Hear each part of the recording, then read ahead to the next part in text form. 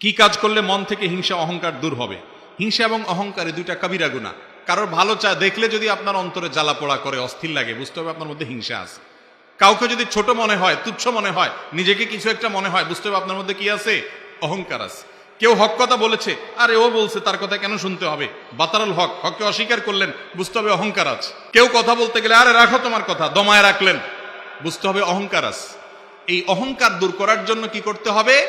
নিজের চাইতে যাদেরকে ছোট মনে হয়, তুচ্ছ মনে হয়, সে মানুষগুলোকে বেশি বেশি সালাম দিতে হবে, তাদের সাথে বেশি বেশি মিশতে হবে, তাদের সাথে বেশি বেশি বসতে হবে। তাতে নিজের অহংকার দূর হবে ইনশাআল্লাহ। আর যার প্রতি হিংসা হয় তার জন্য দোয়া করতে হবে।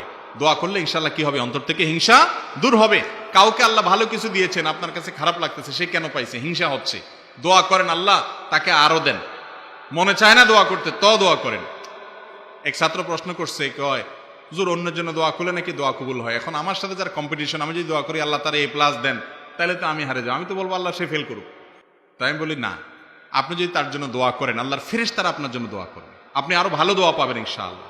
আল্লাহ তাকে দিলে, আমাকেও দিলে আল্লাহর কোনো অভাব হবে?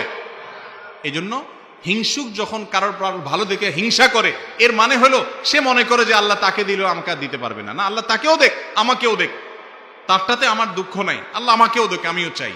এরকম করলে সেটা হিংসা হবে না।